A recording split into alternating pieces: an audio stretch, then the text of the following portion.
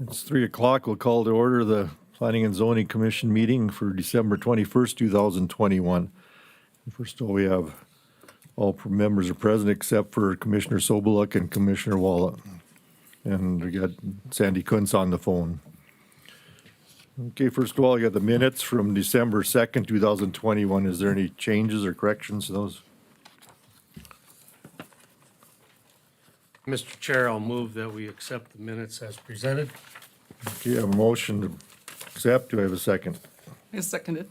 I have a second. Again by Sandra. Okay.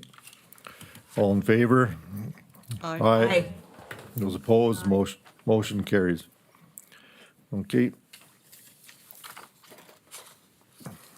First of all, we have a public hearing for a CUP 05-21 for Foremost Well Service LLC is requesting a conditional use permit for the storage of explosives associated with the wireline service on approximately 6.04 acres property located on lots 1 and 2, block 1 of the County Line Industrial Parks section, second edition with the address of 11104 30th J Street Southwest.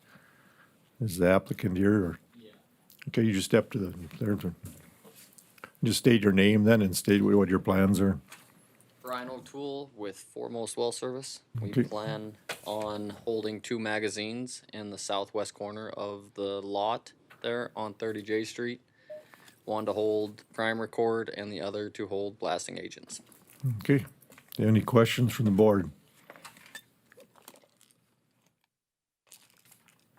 Not, then I'm going to open the public hearing. Is there anybody that wants to speak for or against this request?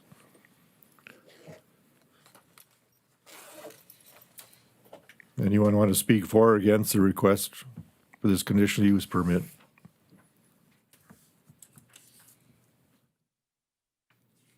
Anyone want to speak on this request?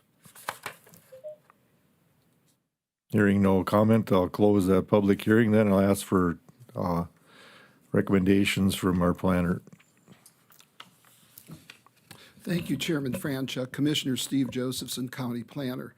As was stated, this is a request for a conditional use permit for storage of explosives associated with a wireline service on approximately 6.01 acres. So they own 2 lots, and their building is on 1 lot, and the lot behind it is where they're going to place the 2 cabinets. I received an email from the applicant, and I think I forwarded on to y'all saying that they've received conditional use from the ATF for this. All they have to do is build their concrete barriers to get the final approval for it. But anyway, staff does recommend approval subject to the conditions that are in this, that are on page 3 of the staff report. We have received no communication one way or the other about this. So I'm here to answer any questions you may have, but staff recommends approval subject to the conditions. Okay, any questions for Mr. Josephson? This is Sandra Kuntz, Yes, if I may. go ahead. Mr. Josephson, who inspects these projects once they are permitted? I believe I'll leave that up to the applicant to discuss that, because I don't believe there's any, is that a regular ATF inspection for that? Yes, they annually inspect. The ATF comes out of, well, she's out of Fargo, the Moorhead area. She comes out annually to inspect our explosives and our containments. And I don't believe anybody with the county does. Not a requirement. So, Okay. So do those, Are those inspections provided to the county as well as local fire departments? they are to us, and we deliver them to the local fire department, but we have not given them to the county. They may want to go to, well, let me ask, we have our emergency manager here today. Ms. Davenport, would you care to comment on that, please?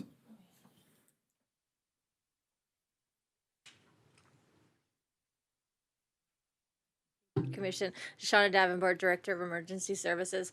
When Mr. Josephson sends these out, we basically just look at the, it actually goes out to all the fire departments and emergency responders in the area as well as so we know the location, and then as well as we know that there's going to be ATF inspections, and we're just aware of that, and then his documents will go to those local responders.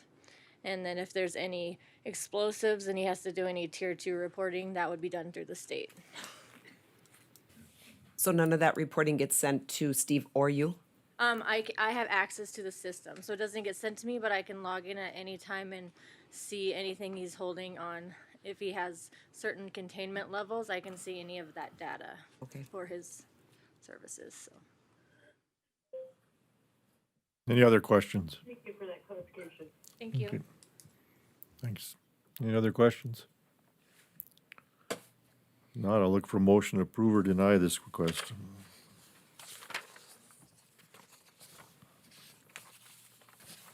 Mr. Chairman, I move that we approve the agenda item number 2 for the conditional use permit for the storage of explosives, subject to any conditions that Mr. Josephson has listed. Okay. A motion, do I have a second? I will second that, Have a Mr. second? Chairman. Okay. Any other discussion? Okay, roll call vote then. Commissioner Larson, Aye. Commissioner Freilich, Aye. Commissioner Kuntz, Aye. Commissioner Harthod, Aye. Commissioner Dressler, Aye. Commissioner Richard. Aye. And chair votes aye, motion carried. Thank you. I already did her. And this will be go before the county commission on January 4th for final approval then. Okay. Perfect. Okay. Thank you. Thank you.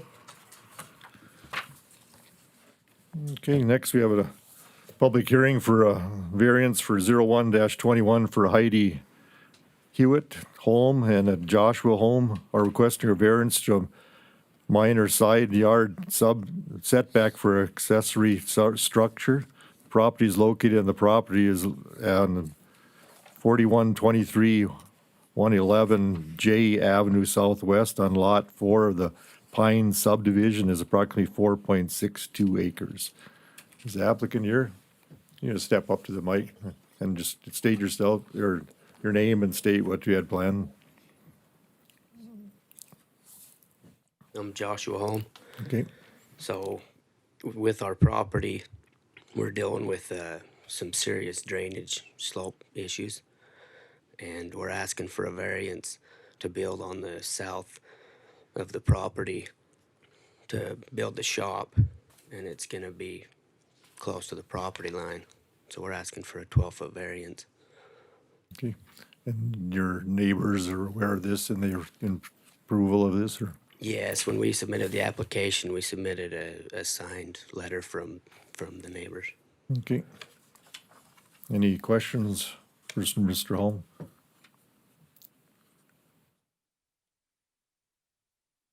Okay, Chairman, the variance is usually 15 foot, correct, Mr. Josephson?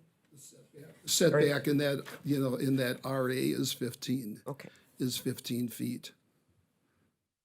okay. I'm gonna open the public hearing then. Does anybody has a comment on this request for variance? Anybody have a comment on this request? Anybody have a comment on this request for variance?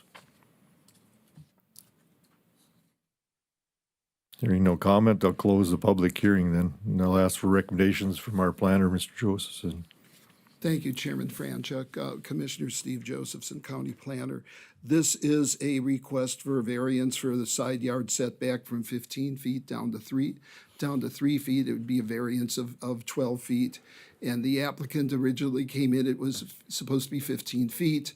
There are issues on that property in terms of flooding and where the house is located. The applicant had said that they placed their house diagonally just for that reason.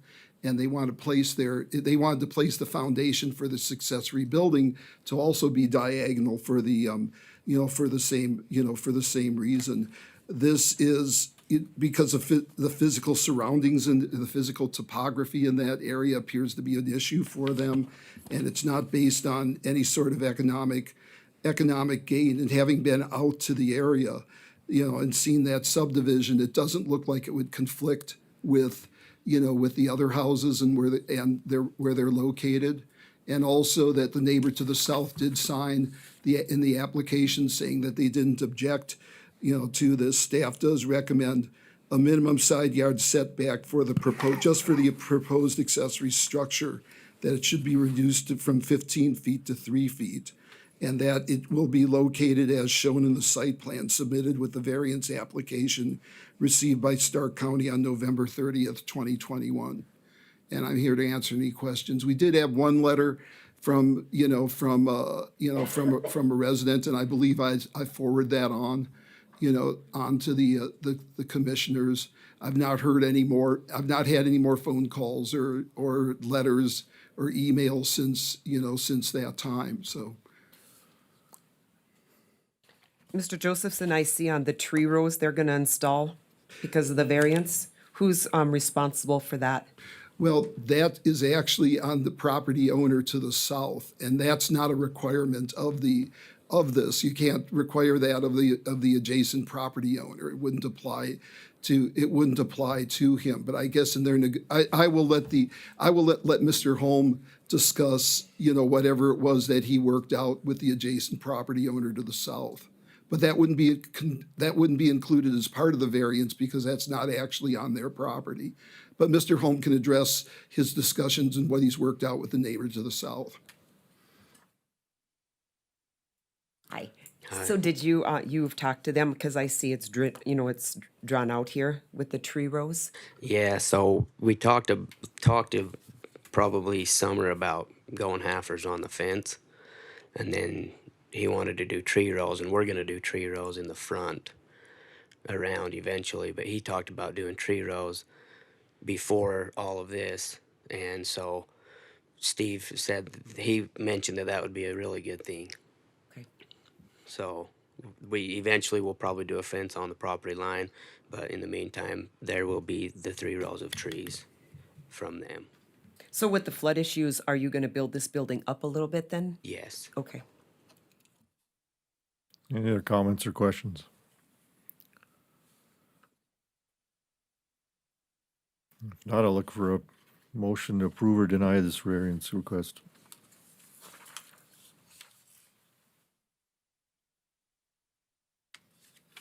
Mr. Chairman, Yes. I move to approve variance 01-2 on that Hewitt Home, Joshua Home request. Okay, I have a motion to approve. Do I have a second? I'll second. I have a second. Any other discussion? Do a roll call vote. Commissioner Richards, Aye. Commissioner Hartod, Aye. Commissioner Larson, Aye. Commissioner Kunz, Aye. Commissioner Freilich, Aye. Commissioner Dressler. Aye. The chair votes aye, motion carries. And this will go before the county commission on January 4th for the final approval. Okay, any questions or? Nope. Okay, Mr. thank- Chairman, I would just Yes. like to thank Mr. Holm for providing us with the letter with the agreement between you and your neighbors. That really answered a lot of our questions, and we appreciate you having done that. That's thanks to Steve. He recommended that, so Very good. thank you. Thank you all. Okay, next, with regards to, that's a ZTA 03-20, a proposed amendments to Article 2 of the Rules and Definitions Articles of 6, additional provisions regarding wind energy facilities and wind turbines. First of all, is there any comments from the commissioner, the board commissioners, first of all, before I open the public hearing? Mr. Chairman? Yes, I do believe at our last meeting, we decided that we were going to be discussing this document in full before we actually opened up your public meeting for comment from the people that were attending. So at this point, I think that's what we should be doing, is addressing any concerns that any of us have about this document. okay. You can go ahead then. Anybody have any comments or questions in there? Well, I have several, and I I guess, I don't know if you want to just start at the beginning and work your way down through it, or if you want to start in the middle and work through it, or, It's up to you wherever you want to start with it. oh, okay, alrighty. Well, prior to the finishing of this, or completion of this present document, I had made several suggestions that were not put into place, and I would like to bring them before this board if that's possible.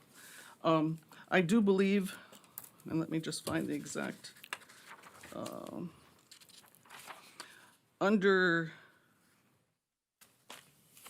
let's see, let's start with 6.19.3, the public hearings portion of it, which is on page 2.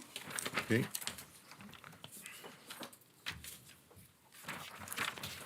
Where it has the official notice being sent, mailing written notice to the property owners within 5 miles of the proposed wind energy facility perimeter. I had requested that be 2 miles. And I'd like the feedback from the committee. Sue Larson, yes, I guess that we had taken your recommendation. The whole committee did, I mean, we went and Dustin Stuber's also here, part of the committee. Dean Berwick's here, Tom Ely's here. Autumn Richards is here. I don't know if I'm missing somebody. I mean, we all had an opinion on how far it was, and then it was the vote of what we thought, and we looked at other counties and how far they were. I understand that entirely. What I'm asking for is this commission to put their feelings into this also.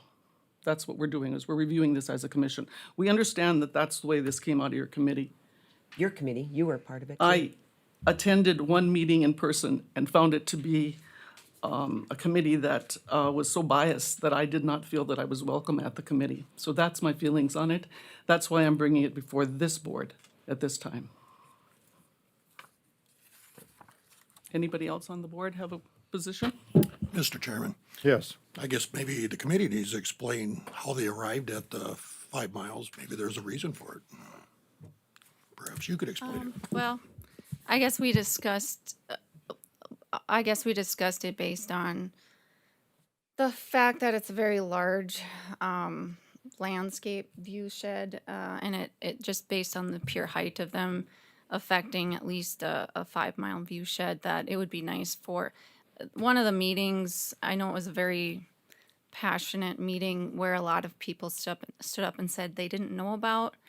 One of their biggest complaints was that they didn't know about these things when they were happening, and it's difficult to get that information to everyone. And they're in the paper. A lot of people don't get the paper or certain papers, internet sites. So it was requested, and I think that's where it came from. Sue is right. There was a lot of discussion about it, and really it just came down to people wanted to know and be notified by a letter, just because it's a lot easier to know that they got the information. So I guess that was that, or we discussed some kind of emailings, but that would be a greater county proposal to do some kind of let people sign up for some kind of emailing. So we thought at this time it would be easier to do a mailing within 5 miles. And I didn't see the harm in it. I think a lot of people didn't see the harm in just letting people know that this is being proposed, so that they can have an opinion on it and attend the proper county meetings and county.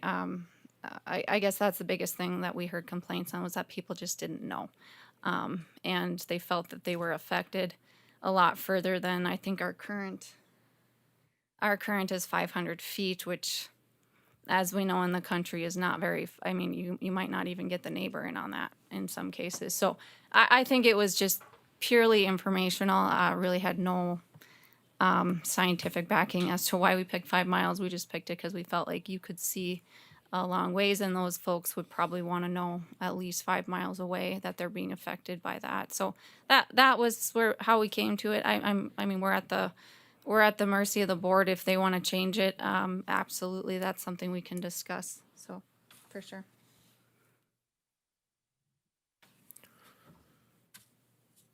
Any other comments? I guess I'm thinking is if this would happen near a city, that'd be a lot of man hours that would have to be involved in the mailing. And I don't know, a one-person staff that are planning and zoning, and we'd have to change something there too, even to deal with something like that. Well, and I think on this 5 miles, that would be up to the applicant too, shall be responsible for all associated costs related to informing the public. We'd be responsible for sending them out, the notices, right?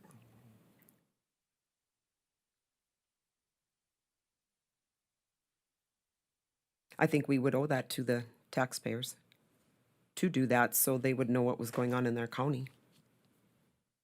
And I understand it would be a lot, a lot of man hours, but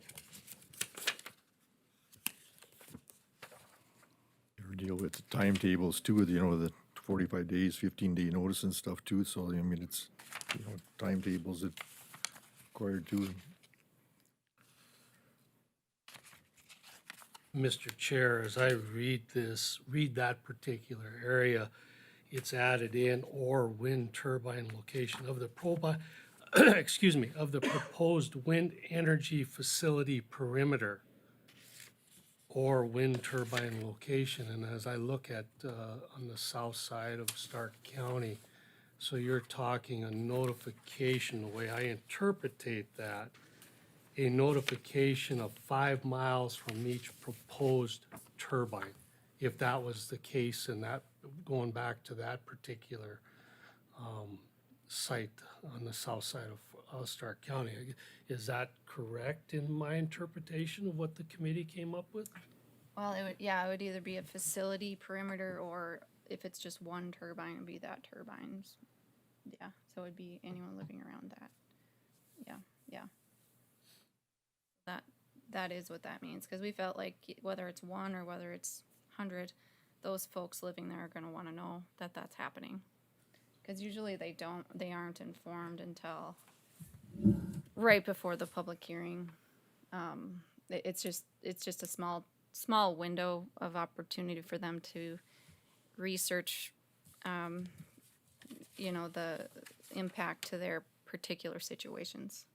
So, yeah, that's what we came up with, but, obviously it can be looked at.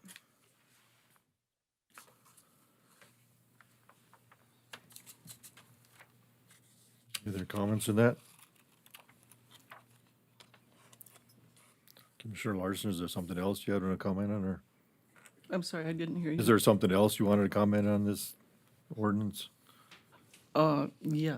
Are you done with this area? I believe so. There's no other comment. Subject to no here. change? That was a discussion, I guess. We'll Okay. I accept that. Yes, I also had a request in under section 6.19.4 that has to do with demonstration of compliance. And my request here was that where it says within 90 days of a wind energy facility construction, the permittee shall submit to the Planning and Zoning Commission an update and final, and then it goes on into some detail as to what they are requesting to be sent. And along with that is to report on some sort of a basis back to the Planning and Zoning Committee. And my first thought was this: the Planning and Zoning Committee is made up of volunteers that are not educated in the compliance, in interpreting the documentation that they're requesting here. And so I requested that instead of it say Planning and Zoning, that if they are going to ask for the submission of such forms, that they be submitted to the county commissioners, and that at the determination of the public commissioners, they can evaluate the report sent in, or else they can hire someone that can interpret the documents and regulate them in a better manner than what I think the Planning and Zoning Committee can. And we did talk about that too, and I also mentioned that, I carried that message to the other members. I didn't have an opinion one way or another on this, but some did have an opinion that possibly we had to go in that order. I guess we do know it will go before the commission no matter what, since we are only advisory. So that's quite, yeah, that might be something we could do. I just didn't know if that was, if there was rules about it had to go before us and then them, but we certainly, I believe once it's been approved then we don't need to by the anymore. planning, Yeah. by the county commissioners, which means that we've already passed it on to them. They have the ability. It's it's theirs at that point. It doesn't come back to the Planning and Sure. Zoning Committee. Yeah, and I initially correct, I Steve? did agree with that, so I don't know if that's possible. That's certainly something we can change, because I wasn't sure, we weren't sure in the rules on that one, if it had to come before us. Again, I suppose it depends. Amanda, do you have any input on this? Not at this time, I don't. I probably have some comments for the proposed ordinance as a whole later, but not specific to this at this time. I mean, on this, it's like within the 90 days of the wind energy facility construction, their permittee shall submit to the Planning and Zoning Commission an updated and final. I think that's what we're looking for, is the updated and final. But So- then you would go on to say the permittee on a biennial schedule shall submit to the Planning and Zoning compliance reports. So you're asking for the continuance of this to come back to the Planning and Zoning from that point on. That's, and I just don't see that the Planning and Zoning should be given that job. Well, this is just, if I may, it sounds to me like this is just an update. You know, like every 2 years, it's like just an update. How are things going? You know, how are things going out there? I do know one of the things in here that talked about road stuff. There is a condition. There's a condition already in the, I know in both of those that said that they have to work with the road superintendent every year, and if he sees anything that they need to fix up, they need to pay, they need to pay for that. But it sounds to me this is just like this is what's going on. Was that the intent of the group, was just an update of, this is just what's going on out there?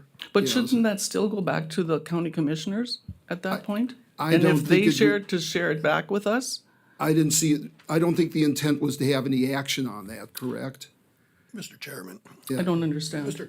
Commissioner Larson, I see nothing wrong with it coming back to here. We're an advisory commission to start with. We can make an opinion at that time. If they do bring it back here, the county commission will still have the final say on it. So in a roundabout way, it's going to turn out the way that you suggested, that they deal with the issue, but that doesn't mean we can't be consulted on it. It's almost like to make sure that it is done, because on prior permits or CUPs, I see that it is not getting done properly. And I don't doubt that that is your reason for putting it into here. I'm just going back to the volunteer basis of this board is to monitor ordinances and zoning within our county. Now you're asking us to be a commission that basically follows up on everything that's been put out there. And that's not this board's duties, as I was informed. We are planning and zoning. We are not the babysitter on this. Once we turn it over to the county commission, that's their job. And I agree, but I agree that that's where we are slacking in planning and zoning. In some places we are slacking because there isn't. This is just to say, here, this is what's going on. If there something needs to change, yes, it'll go to the county commission since we're advisory. But So why right don't you now- just add on here then to planning and zoning and to the Stark County Commission and put both of them on the notification? We can do that. But I mean, as part of me being P and Z, I want the information to come here so I know that they are in compliance and they are following what we approve them to do. Because right now, we don't know something we approved 5 years ago, we don't know if they're following or in compliance. We have no idea. And as a board, that's where I think we're failing, and that's why we wanted to do it like this. But we sure can add in the county commission.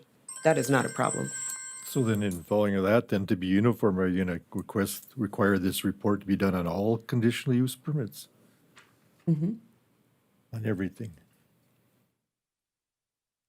Boy, I don't know how that's gonna work.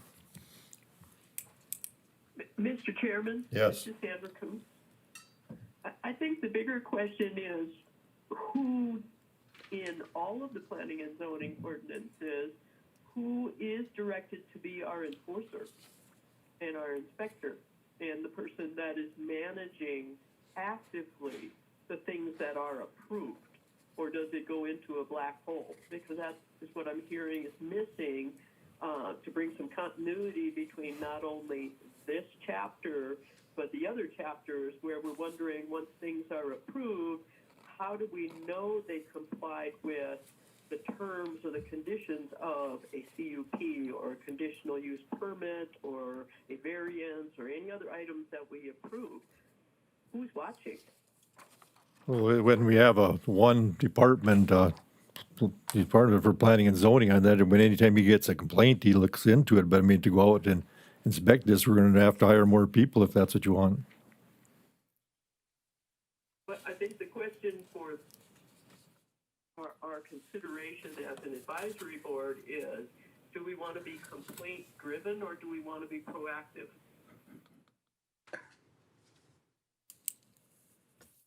Because the purpose of these provisions, as I read them, is to take more of a proactive monitoring role rather than a reactive one where we're finding out after the fact that what we thought was going on has changed in a matter of years. So I think that recommendation should be hammered through on this board with recommendations on to the county. How do we want that to look for Stark County? This is not the last green energy source that is going to be brought before planning and zoning or the county commission. So wherever we start down that road, we need to be consistent across all industries. Thank you. Any other comments from the board?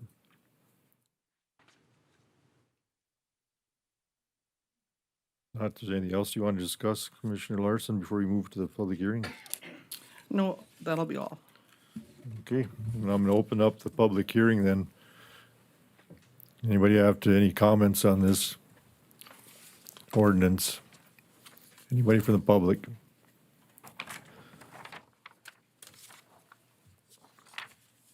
Hello?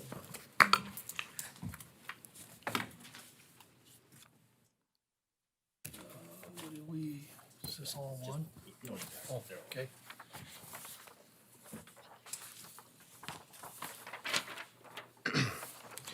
Good afternoon, Commissioners. My name is Ryan Gillick. I represent Stark Development Corporation and our Board of Directors. I've submitted a letter that we discussed this morning at our board meeting, and we asked that, as a board, that you take a little closer look at the proposed amendment, just on a few notes. But our job as economic development is extremely challenging the way it is, and one of the things that we're tasked with is diversifying the economy. We're also tasked with building our tax base and increasing that tax base. And right now we're in really challenging times. I think most of our industries are really feeling the pressure of building carbon neutral alternatives to their businesses. And I think that's going to cover everyone. We're going to see it from the transportation industry all the way up through energy. We have the ability, and we have a lot of good natural resources. We have a lot of good businesses and industries in this community. All of them are feeling the pressure to remain, or to find some way to remain carbon neutral and reduce their carbon impact. And so I think a piece like this really needs to be carefully dissected and really make sure that we do this right. I think that there's pieces in here, the way that that we've read it, really close the door to a lot of industries even looking at Stark County, and I think that's an important piece that we really need to start thinking about. I think and it isn't energy. It's going to be manufacturers. It's going to be ag products. Some of those people are going to have to come up with ways to remain competitive. Federally, statewide, we're being pressured to become carbon neutral. That's a complicated equation, and I think that piece is really it's hard to put into one basket and say that we have to just, this is what we're going to do for this method of being carbon neutral, or this method of being to satisfy. We don't want wind, and I think that, you know, in a lot of regards, I think there are concerns with wind. I think there's concerns with the aesthetics, with things, and I hear the concerns from the public, and I understand, you know, the realities that people are facing. I think what I see here, and I think what I've kind of addressed in the letter, is that, you know, we're really closing that door, and I don't know that even the way it's presented, some of the setbacks are a little concerning in the sense that I'm not sure that we have a piece of ground in Stark County that really qualifies for a wind turbine, and I don't know if that's the position we want to take, is say no up front. I think we want to hear those, because we don't really know what we're tracking and what we're looking at. We see applications come through the state, through Department of Commerce, that we submit proposals for. Many of those are all looking at how to reduce that carbon indicator number. Wind is a big one. We have wind. I mean, that's one of the things that we do have plenty of here. But we don't get to see those because those are checked off the list right from the get-go. You know, I would like to think that at some point, you know, we can have a good conversation about how we do this responsibly and figure out a way to make this work. I think the way that this is presented currently is a little challenging for that, and I think it's going to make my job in economic development extremely challenging to see these. And like I said, it isn't going to be just the big businesses. It's really going to affect everybody. The truck drivers. We have right now, by where we live, we're challenged by our demographics. We have to haul a lot of our products to get out of state. And that's a good thing, to be selling out of state. We're bringing new money into our economy. You know, we want Baker Boy to send donuts across the country. We want those kind of businesses to thrive. They're getting pressured. Most of these companies are looking at, how do we put in someone to control our environmental? What does that look like? I really strongly hope that you can consider looking this over a little closer, and find a way to keep that door open and keep that conversation going, or at least starting the conversation on some of these projects that we see.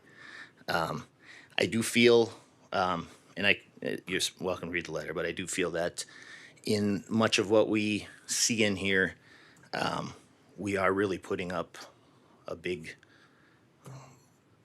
closed door for wind, and if that is the intent, I guess that's the intent. But I think in the long haul, I would rather have the conversations and address each one individually and determine what fits our economy, how we can diversify that. Ultimately, we're looking out for the taxpayer. We want projects that lower our property taxes and projects that are viable for our county. And so I would just leave it with that. I'd very much be willing to answer any questions you may have, and I appreciate your time. Anybody have any questions from Mr. Jillick? Yes, Chairman Franchuk. Hi. Hi. you know, on the top of your letter, your Stark development. Stark. You know, it's like, do you realize how many people, you know, and you mentioned, you know, aesthetics. I think that, you know, when you mentioned and you talked about aesthetics, that isn't one of the big things with these 5 wind turbines. If you look into the health, if you look at the ones that got shut down, if you look at the people that have been sick, if you look at the safety of it all, it's not just about economic development and aesthetics with these wind turbines. And I understand economic development is very important. I mean, we need it. But for the people that would have to live around them and how that would totally, their land values, their way of living, their health. I mean, we've got carbon capture right around the corner. Red Trail Energy. We've got another one starting to where that carbon credit is, there is a way to get the carbon credit and there is a way to make economic growth. But it is not from a 464-foot wind turbine where people are going to suffer and their homes are going to devalue. That's not, I mean, I guess I'm just with economics, that is very important, but you're forgetting the main thing here. The Stark County residents that would have to live around them and be affected for miles. And I appreciate that. Would you live by one? I do live by one. How far away? I live by the refinery. Oh, so you don't live by a wind turbine? I don't live by a wind turbine, no. Okay, that's what I meant. No, but I do live by the refinery. Sorry. That's okay. No, I agree, but aesthetics was brought up earlier, and you know, and I think in discussing the 5 mile notification, and so I do, you know, I know that is a piece of the puzzle. And I understand all the other concerns. I'm just asking that we produce some means of looking at those on a case-by-case basis, because I think there are circumstances where they do fit, and I don't know that they fit under the proposed amendment to this. Do you have like 3 bullet points or 3 things that you can pick out of this that you didn't like? I mean, mainly? You know, there's several different red line things that I had.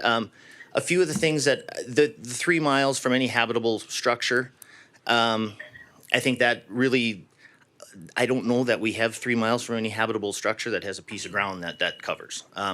That would be one concern. I think some of the issues with the way that bonding is being done and being released and re-permitted and not transferable, I think there's some concerns there for anybody that would potentially have a facility that has wind on it. I do agree that there's a need for responsibly looking at, you know, those, wind has come a long way over what we have south of town and east of town. And so, you know, I think that there's an opportunity to look at technology. I think technology has driven that market. There is a lot of advancements that are happening in the pipeline. You could see a day where those wind turbines are a lot less dynamic of a presence on the horizon, and I think that we want to make sure that when that happens, we can have that discussion with somebody that wants to come here and develop. That's all I'm asking from our board. Once they do that, it's always a possibility to amend too. They do it. Something like this, though, I feel puts a barrier to the conversation. Is my only thought process. Okay. And one thing I did want to mention was some of these setbacks that we had designed were to incorporate non-participating landowners into the project. So some of them look strict, but it really just means they would have to get their approval or bring them into the project in some way, make them a participating property. So I guess it was the committee's goal was to bring in or get approval from everyone that's affected, not just the spot zoned individually properties. So some of these are written to bring in some of the neighboring properties so that we don't have people ripping each other apart from the inside out. I mean, we've seen these projects get very ugly what you want is uniform participation and uniform development, orderly development, so that we don't have to pit neighbors against neighbors. It's a terrible thing, and we want to try to create order. And that's, I guess, that was the goal, was to make some of the larger properties simply encompass those that are surrounding them. So it doesn't mean they can't get their participation. It just means they have to work together on that. And then we had big concerns about the bonding issues. The way it's currently written and the state level too, we have extreme problems with the fact that the bonds are not covering even a 20%. In a lot of cases, it's 10% of the cost of removal of these towers.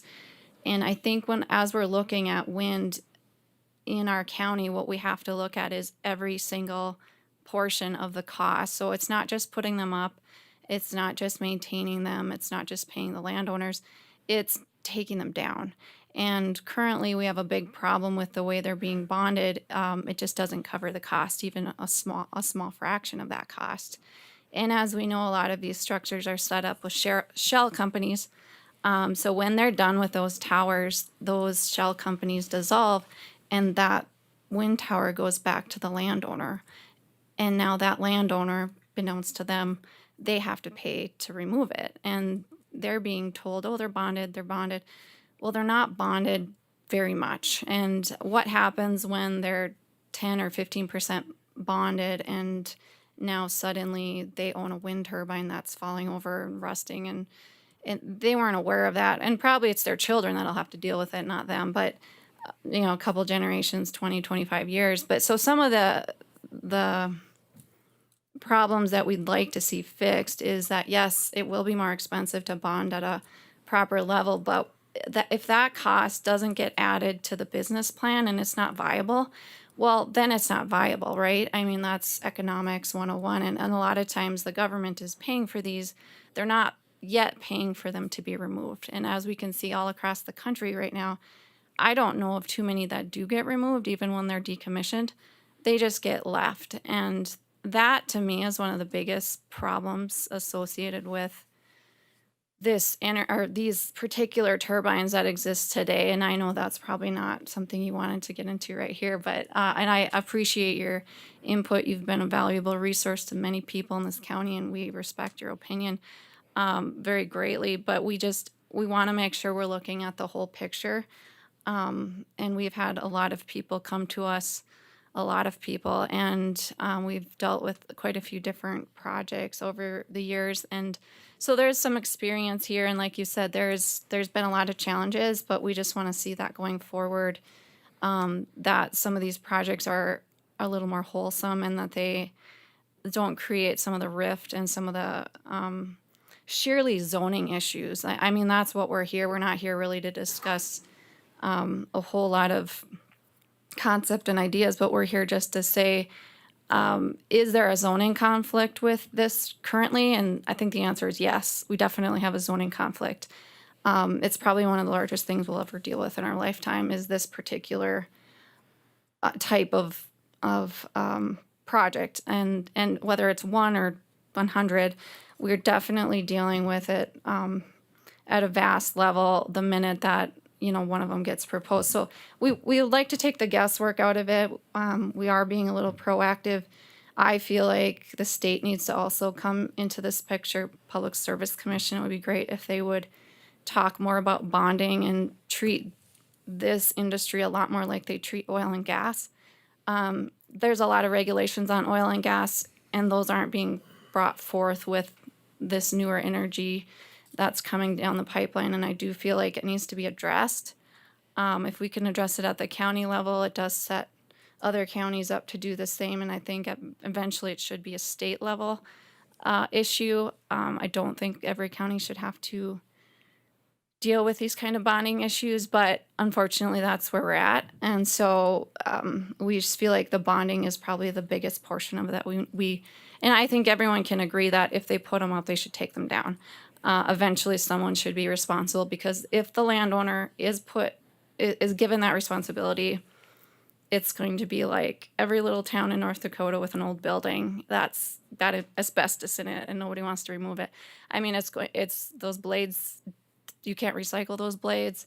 They're an extreme liability. Yes, there's metal, there's, value there. But taking them down is just as costly as putting them up because you have to cut them into small pieces. So I think that's one of the bigger issues is that, it's almost $1 million right now to take one down. Our ordinance is not putting $1 million bond on them, but it probably should be. It's less than that. But given the studies that are out there are older, I would love to see the state do a study to say exactly what it, in today's dollars, what does it cost to take one down? I think the press put an article out that kind of quoted close to $1 million in one of their articles, and so that's where I got that information. But some of our other information was from 2016. Was a more comprehensive study, and so that's the study we used. But that was saying, I think what do we rate in here? 650,000. Only because it was a more comprehensive study, but it was obviously very old.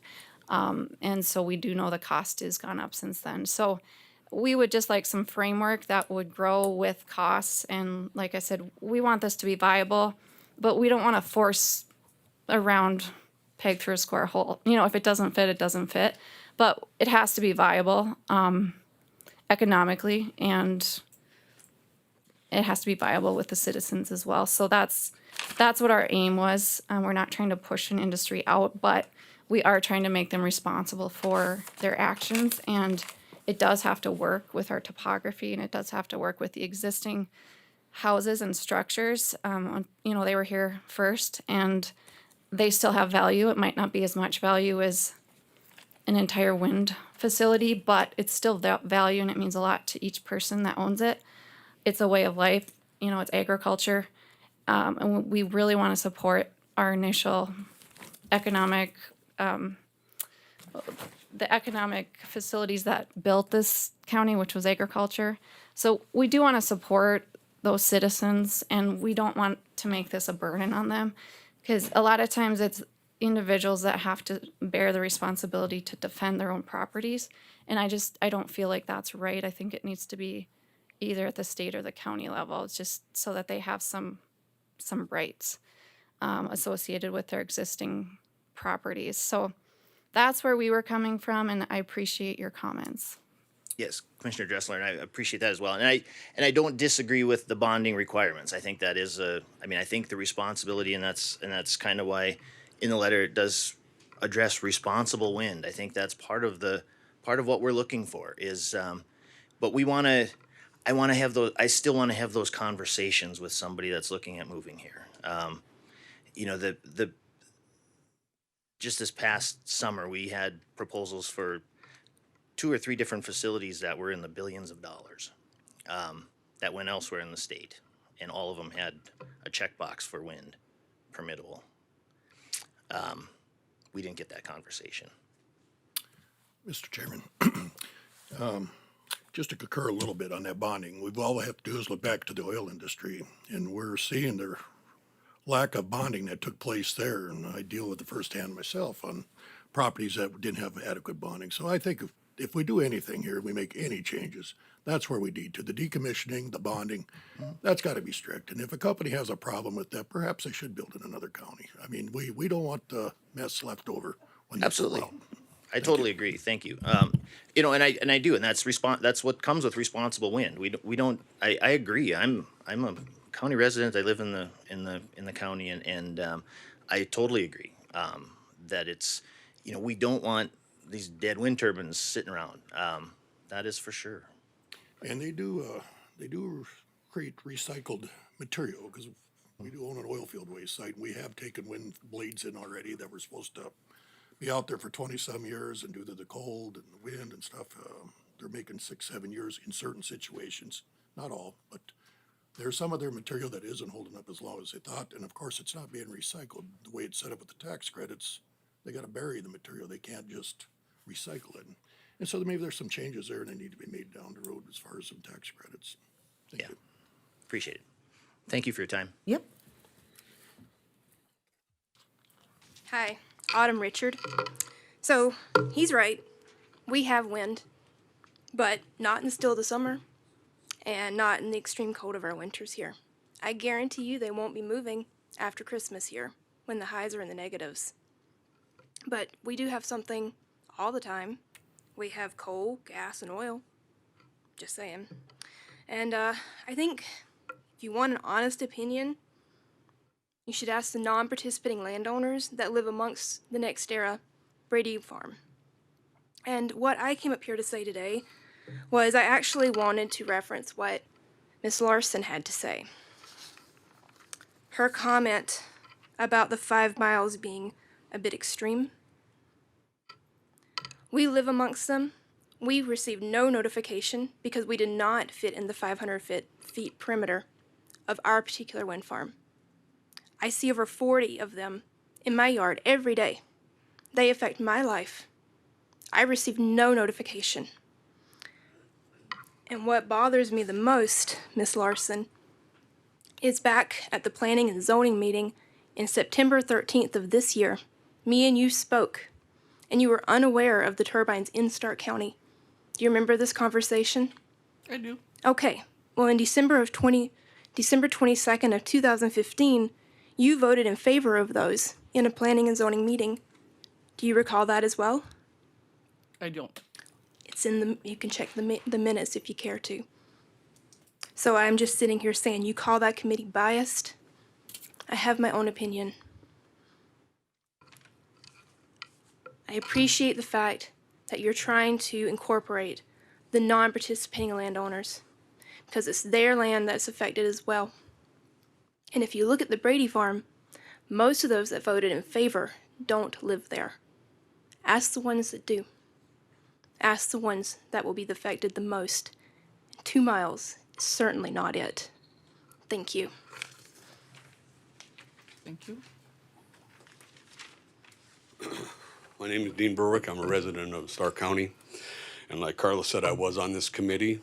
And one of the things that we really couldn't go as far as we wanted to was, you know, I mean, it would include the mailing and everything, is I wanted it at 12 and a half miles.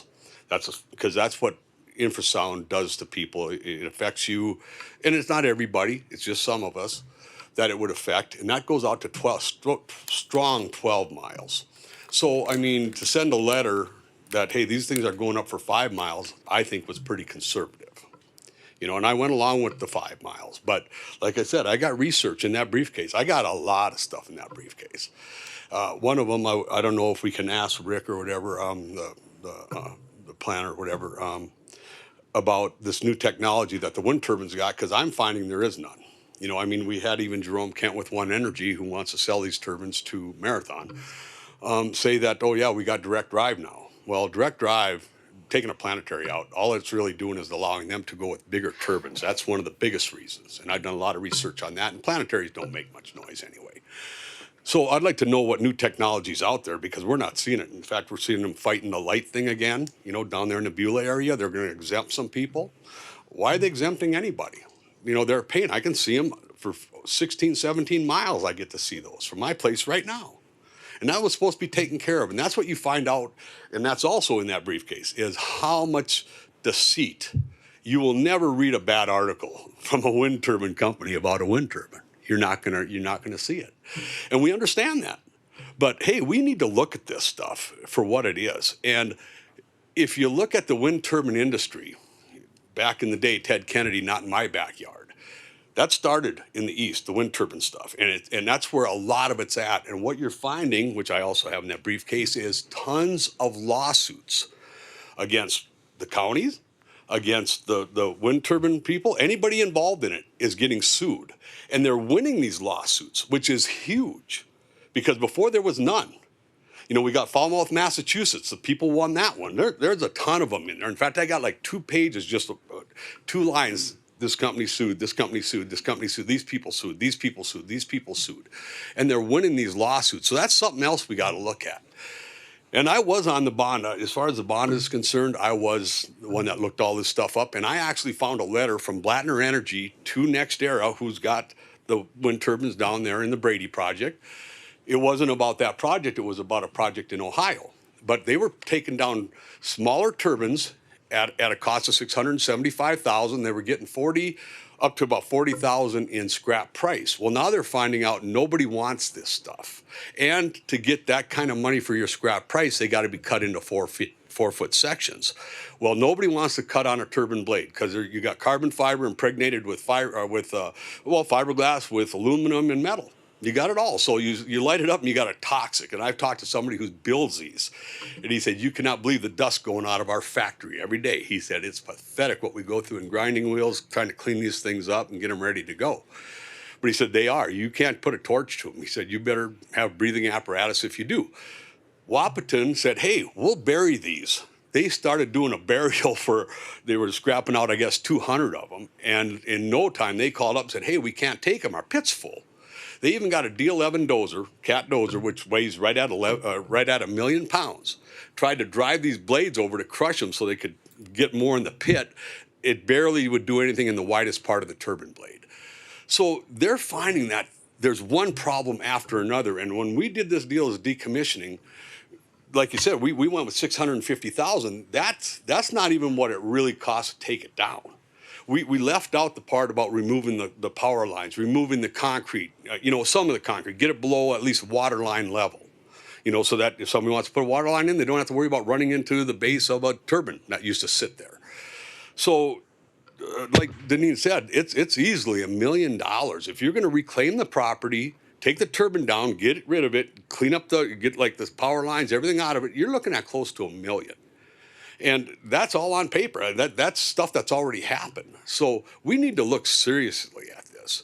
And we need to watch what is being said by the turbine companies because, like I said, they don't always tell you the truth. In fact, very little of it. One of the big ones is the infrasound. I mean, there's a German study. It went 96 miles across a lake and raised havoc on a city. So, hey, this stuff's out there and it's real. It's not like we're coming up with this, or in fact, none of this did we come up with. We had a guideline of a bunch of counties to go off of. And we never exceeded hardly any of them, but there should be some stuff that needs to be really looked at. And that one is, and people just go right on by it, and that's infrasound. They really need to look at that because that would make that letter to residents at 5 miles pretty conservative. So, we did a lot of study in this thing. This wasn't just off the top of our heads that, hey, we don't want turbines or this and that. We looked at it for what it is and for what's going on in the country. And like I said, it's working its way from the east back this way. California don't want them. In fact, I got a letter in there from Minnesota Power. That's another thing I don't understand about North Dakota. Why do we constantly trash our state for other people? I mean, you got Minnesota Power. The article in here tells that they're getting the power from the Bison wind farm and all this, and they just increased a bunch of it, and it's going to make their just the way they live a lot better because nothing's in their backyard. It's in our backyard. And the other thing is that these turbines, as far as getting money when these things go up, read Jerome Kent in One Energy's article. He brings in the people. He brings in the professional people to put these things up. We get very little money of that. So once they're up, there ain't no money, So I think we need to look at this, number one, as a health issue. Number two, like they said, the site, they're not good looking. I don't know anybody that thinks they're good looking. And they make a lot of noise. And so, I think we got to look at the wind turbine industry for what it is. And just because we can throw out carbon credits, you do this and we'll give you a carbon credit, because this is kind of exactly what's going on with the marathon thing. They're putting turbines in a valley. Tell me how many places you've seen turbines in a valley. And then, as close as they are, you're supposed to have 100-acre spacing to utilize the wind properly. They're doing 5 turbines on a couple 100 acres. And Dean, can I interrupt you real quick? Yeah. Can you talk a little bit about, a lot of what we did do was, and we took a lot of the emotional stuff out of it, and we looked at just hard facts on safety. And so if you take aesthetics aside and noise aside, a lot of these setbacks were just based on sheer safety of debris. We looked at a lot of studies on flinging debris. Ice is one of them. As we know, we have a little bit of that in this county. But then just if you look at some of the other debris that can, when they explode sometimes, how far have the pieces gone? And there was an extraordinary amount of data showing pieces flinging up to, was it 1.5 miles? Yes, Yeah. but like ice and stuff, which is your most common, because blades do come apart, and that's the ones that seem to get thrown the furthest. I don't know why, because they're so heavy, but the couple of the ones I looked at, and I looked at it right before I came here again today, was the ice thing, which is huge, especially with us being in North Dakota. And Minnesota just shut down a whole field that was along a highway because a trucker was going by and a chunk of ice they figured weighed 14 pounds at the time slammed into his door and the fuel tank of his truck. So they shut down the whole thing. Also in Massachusetts, they put these up by a college, and it went through the top of the college. So now those are shut down. They're wondering, hey, why did this happen? Whatever. One of the studies I looked at just before I came here, it was a 15-pound piece of ice, which is pretty common, I guess. And it was running off of a rotor that was spinning 150 to 200 miles an hour is what it would spin. And it threw that chunk of ice 1,980 feet, where before it was like 1,400. Like I said, there's freak ones that have went a mile. It depends what the wind is. If the wind's behind it, it's going a lot further, which we have a lot of wind.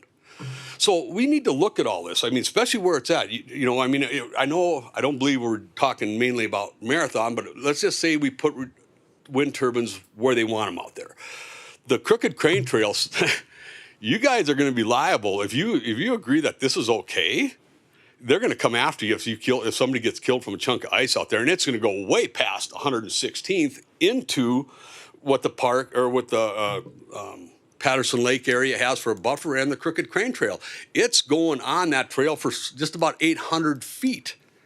So, I mean, how would you like to be walking along and all of a sudden your buddy doesn't have a head or something like that? That can happen. I mean, this is serious stuff. And nobody really looks at it. In fact, the wind turbine company plays that down, ice and things coming off their turbines, I mean, just about to zero. It drops below or 1 time the height of the turbine. In fact, they say with a turbine stopped, and if ice was on it, and when it starts melting off, if the wind's blowing, it can blow it like 60 meters away from the turbine. So, I mean, we got to look at the reality. Safety's a huge item here, both with infrasound and with the turbine itself. This ice stuff, and we're in North Dakota. We're in most extreme temperatures you're going to get. So, along with and I would like to know what he thought the wind. If I can ask him, I don't know if I can ask him. Can I ask you to ask him, or how do you do this? Just comment. The comment, I guess, Just if he wants comment. to answer it. Well, he just said that there's so much new technology, even since the Brady. I'd like to know what it is. I'd like to know what it is. Where did he go? There you are. Just technology in general advances. I mean, Well, like what? I mean, did the blade different? No. I'm not in the wind industry to know that. Well, we shouldn't say stuff like that then. Really, we shouldn't, because there isn't anything that I know of. They can't even get the lights figured out, and they've had years to do that. So, to do a statement like that, to say, oh God, the wind turbine industry has picked up a bunch or they have picked up a bunch because mainly the president we got giving out carbon credits, which is crazy. And the other thing is, anytime you got to take and subsidize something, you shouldn't even, I don't even agree it should ever be done. But it is being done. But I don't like where somebody's saying, hey, the wind industry has come a long ways even since the Brady, when you don't even know one thing. And I don't believe there is one thing. I'd like to know the one thing. I'd like to know one thing. Well, then we shouldn't say that. We shouldn't tell people, oh yeah, hey, they've come a long way. They're doing way better in what? So then you guys think, oh God, they're better than the Brady. The Brady ain't got this or that. That ain't the way to look at it. And the people, we are affected. I've been here where I live for 30-some years. Never had no noise, never had nothing. And that's why we want these letters sent out and to get the people so they know what's going on around their area. And the other thing is, we need to get these companies who do like Marathon go into green energy, say, hey, this is going to be way louder than it ever was. It's going to be loud. But no, nobody hears nothing of that till we find out. And like they say, it's way harder to fix it after you put it up than to stop it before. So If we would have known this, any of this stuff that was going on with the renewables, we'd have been in here every day. Every time you had a meeting, we would have been here. But we didn't know nothing. Nothing. So I think we got problems and we're trying to fix them. We did, like I said, we didn't do this just to go against the wind energy. This is the problems with energy, and this is how you solve it. And that's what we did. We're not saying don't put it up. Put it up where it's responsible.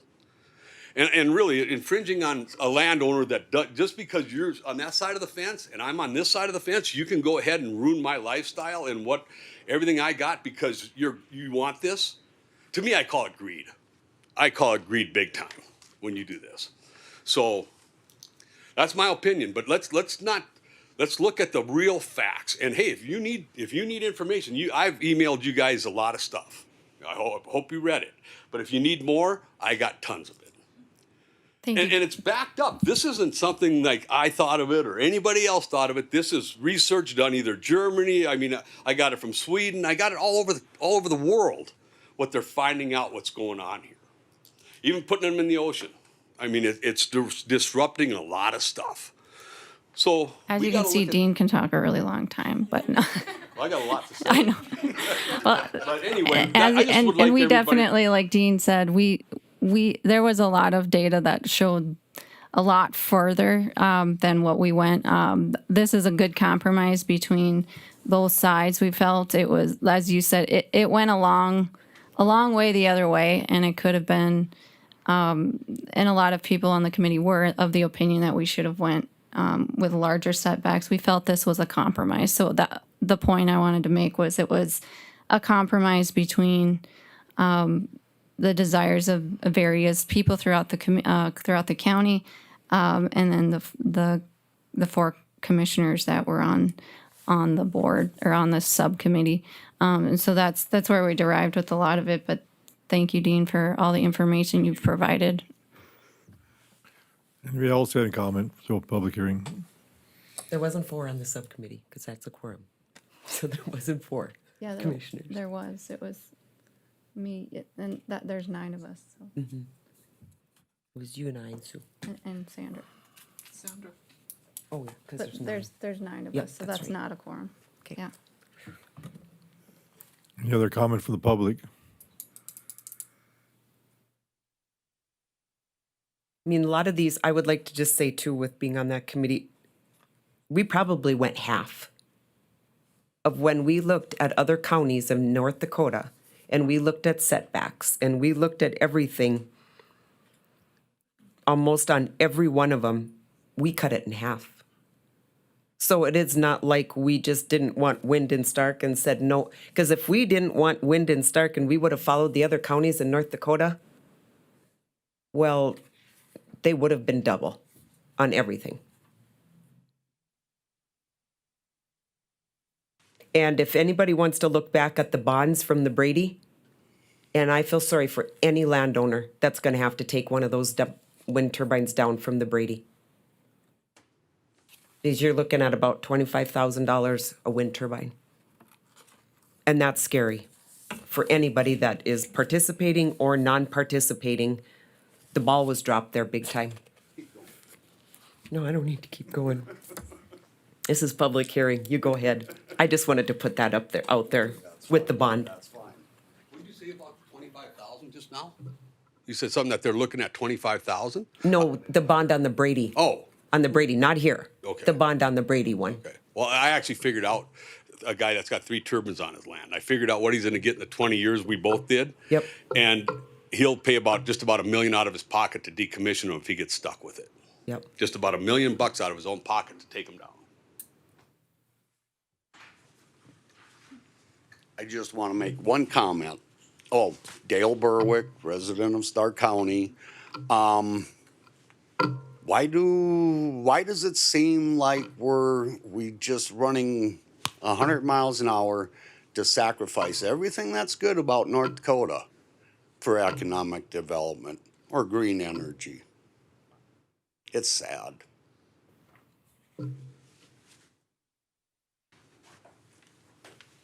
Hi, I'm Tessie Lee, Stark County. 4 of us decided that we needed to find out about these wind towers personally, and as far as the sound goes, and what they call the shadowing. So we got in a pickup one day and we drove down 116th, past the refinery, and you just keep going south. And a mile and a half before we got to the closest turbine, we were all talking in the pickup. We're driving on a gravel road, and we started hearing this sound. And we all stopped and we said, "What is that?" And so we just sat quietly until we got to that the closest turbine to the road, and that's what we were hearing was the turbines turning. And so I mean, it's amazing how far that noise will travel. I mean, for 4 of us to be talking in a pickup going on a gravel road, that's loud. And so we got out of the pickup when we got to the closest turbine, and we just stood there and we just listened, and we were all shocked at how loud these turbines are, because we've always been told, oh, they're quiet, you don't hear them. Well, those people have not driven up to a turbine and listened to it. And I thought, okay, well, so this was the Brady project that we were driving up to. So one day I was heading towards Fargo, and I thought, there's wind towers north of LA City. So I turned off the interstate and I started driving towards those turbines. Now this is on pavement, and over a half a mile away from the closest turbine, I started to hear the same sound that we had heard by the Brady. And so then I got to the closest turbine, I got out of my pickup, and I was shocked again. It was the same noise, they're loud, and the shadowing it gives you an unexplainable feeling what that shadowing does to you when you're standing there and those things are turning and the sun is behind them. And for people, and for Patterson Lake to have that affect Patterson Lake, the sound and the shadowing, we just pretty much destroyed our only recreation that we have in Dickinson, the outdoor recreation. So that's all I have to say about it. But people that think they're quiet, they should probably drive up to one. Any other comment from the public?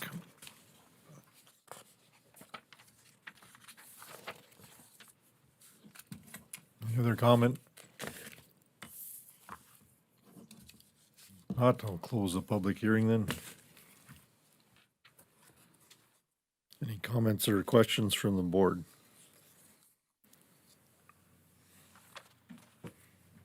Mr. Chair, Yes. let's see if this thing, yeah, I found a few things in here, and just from a clarification, and I want to get the committee to, and I appreciate all the work that they did on this thing to come up with it, but there, some things that as I went through it and in my mind, I started reading stuff. There was one, it talked about habitable structures and facilities. Can you define what your, habitable is? There was a recent lawsuit based on this in North Dakota. And we defined habitable because that's what the state was the terminology they started using because of the fact that sometimes there's a structure there, and if no one's currently living in it, they were considering it abandoned and not in use, and so then they would ignore it. Well, the one company in North Dakota did that, and now they have to take that one down. So we thought it would be best to define that if that structure is available and could be used as a home, whether we think it's being occupied currently or not, it still should be considered a residence or habitable structure. So we got that just from this recent ruling in the state, at the state level, just to avoid that kind of conflict in the future, because clearly it's going to cost that company a lot of money to take that down and move it. So we wanted to avoid that same situation going forward. So we use state terminology there, and that's what they used, is habitable structure. So that encompasses then some house that maybe is not currently being occupied. So that's where we got that from. It was surely a case that was in the news recently, I guess. Commissioner Dressler, is that in the PSC? Is habitable, is that in the PSC definitions in their administrative code? It could be now. It was wording that they had recently defined in that lawsuit, and that's what they talked about is that and so that we figured we should use that same terminology so that we wouldn't have that same confusion that they had during that particular wind farm, and it would just be. It would protect those landowners with structures that they are not currently, that, let's say they have a farmhouse that they're not currently using, that shouldn't get overlooked as a farm because there's nobody currently living there. So habitable just means you're able to use it as a house or as a residence, even if there's no one currently residing there. That's how we read it in this state level. Have you seen that? Oh, that's why I'm asking. So. You haven't seen that? Yeah. It was a recent, it was within the last 6 months that this happened. And this was something that we just didn't want the same confusion on. So we use that same terminology in all of our ordinances. Apparently it was being confused in the past. Do you believe we need to add a definition for habitable to our ordinance then? Because habitable could sure be could. a barn sitting out there and you add a refrigerator and a stove to it and all of a sudden it becomes a habitable. Well, I let's think see. we Maybe we need did. to make some definition within this ordinance if we're gonna leave that word in there. Well, and Commissioner Larson, I've got a shed on my place I call it my tack shed. Keep some items in it. It's got electricity, it's got a roof, it's got walls, a door, no water, no heat, but somebody probably could determine that as habitable. And that's what happened with this Kessler case too, where they didn't think and the son moved back and they made it to where they could live in it and they sued and they won. So that's why, I mean, if it's habitable and there's electricity there and stuff and it's able to be lived in, it's habitable. I'm not sure I would live in that thing, not with all the mice that's in it. But it is what it is. So the other thing, Deneen, that I had are for the committee. I'm gonna find it here, it's on page 6. It talks about no energy facility, wind turbine to be installed within 2.5 miles of Doppler radar, fixed broadcast, so forth. It also refers to, some folks have personal TV antennas on top of their house. I've got one of those too. Or people have two-way radios. Some operators still have those. And they have antennas for that. Does that include those types of things? We got this from Gibson County, and the reason for that was, I think there was, some of it was related to airports. Mr. And- Reichert, remember Mr. Reichert with the airport, he gave us some information on that. And then we got That was a some, recommendation made by, we had some, each person, researching their portion of it. So yeah, Gibson County had that, and we felt it was just because of the airport in this county. We thought we should put some terminology in there.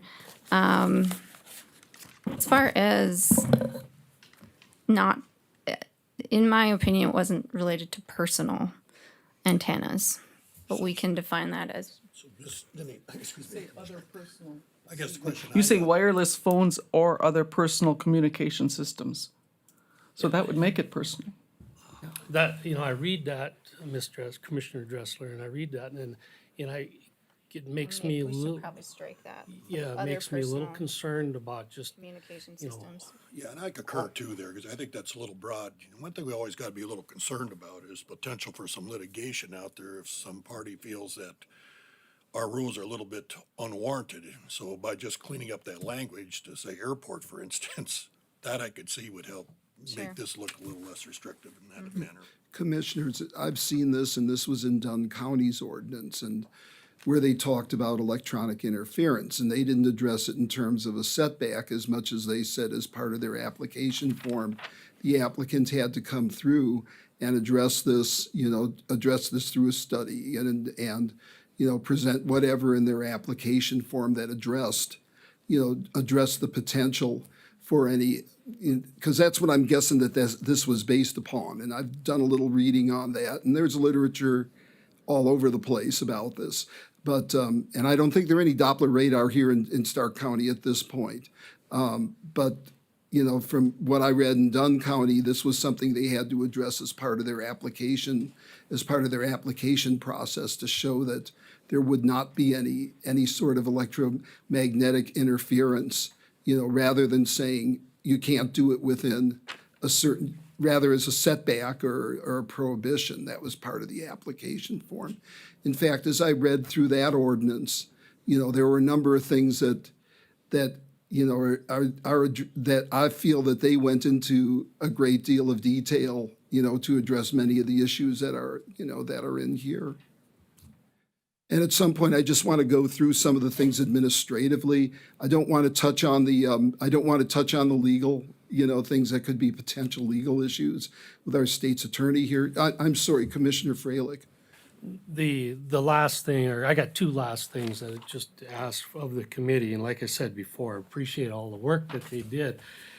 One of the things that as I look through this, and how would this potentially affect a personal individual that for their own personal use wants to put up a wind turbine for their own operation on their own farm, their own operation out there? And I don't know I'm not a wind energy person. I don't know how tall those things have to be. I don't know how big those things have to be. But how does that potentially affect? We're talking ordinances for, maybe some companies, but how does it affect personal people? This ordinance that we're looking at.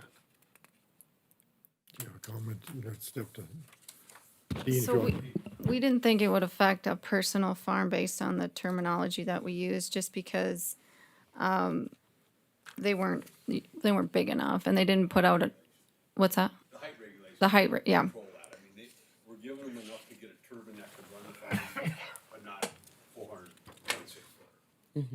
So that's why. Because they would have to be a minimum. Talk about that, it brings to mind is an Assumption Ambi, isn't there one out there? That's a pretty good sized one that they run. They were much over 100 feet, and they already took them down.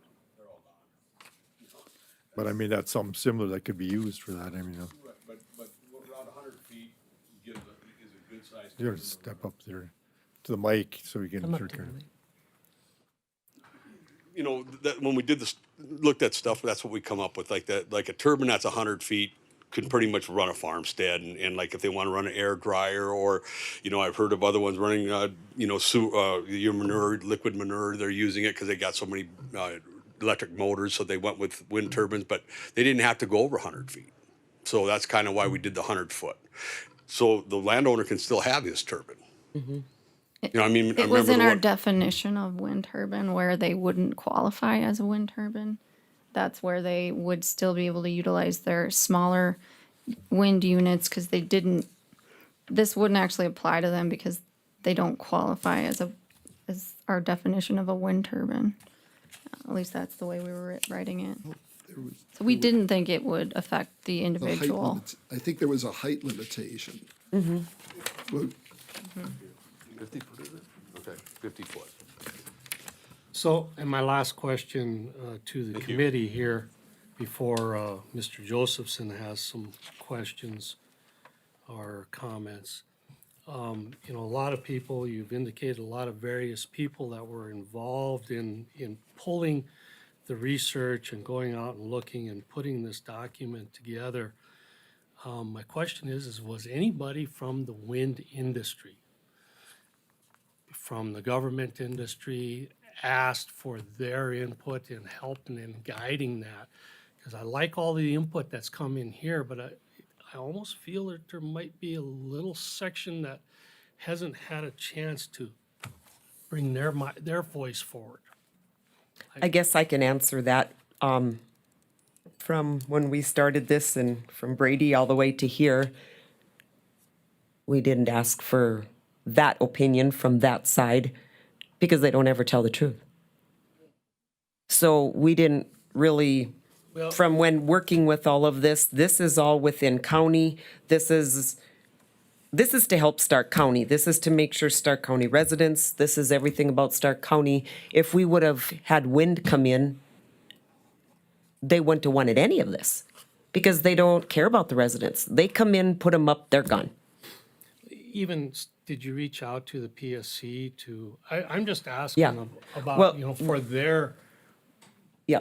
potential input and to say, hey, take a look at this. You might have missed this area, or you might be in a different area because, Yeah. this is not my wheelhouse. We took information from the PSC and we definitely used the information when that county when that wind turbine company got sued, and we looked at the terminology that the PSC used. If I may, A lot of information was from studies that industry has done. That's where we got a lot of the safety data too, is they report when they do have safety concerns. And so that data was out there detailed from those industries because they do have to report those things when there's a injury. So a lot of that there is a lot of information out there, and a lot of our information did come from other counties that have setbacks similar to these. So we did utilize other governments and other existing ordinances, and yes, we tried to make sure that we had a lot of broad data regarding each and every change that we made.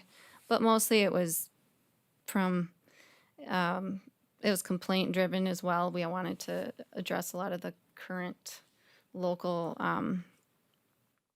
local issues that we've seen from some of the ones that we do have. So we're trying to learn from the existing wind projects that are in the county and make sure that we utilize those concerns with some proper ordinances. So yeah, that we did look far and wide to try and make sure we were getting a lot of good information. So I do feel like that there was a lot of hours put into this for sure. Yeah. may I interject? Dale Berwick, Stark County resident. I work with a major manufacturer, worldwide manufacturer in my business. Very innovative. I'd consider them the best in the world. They, years ago, 20 years ago, they came out with a product to pump water that utilized wind. They had their own wind towers, solar, and battery. It was a combination deal. So if the wind didn't blow, the sun would shine. If that didn't happen, the batteries would take over. You'd have water all the time. It didn't take them in to start off with. Their engineers told them when they did this, when they designed these wind turbines, they needed to be 100 feet tall, 75 to 100 feet tall in order to be efficient.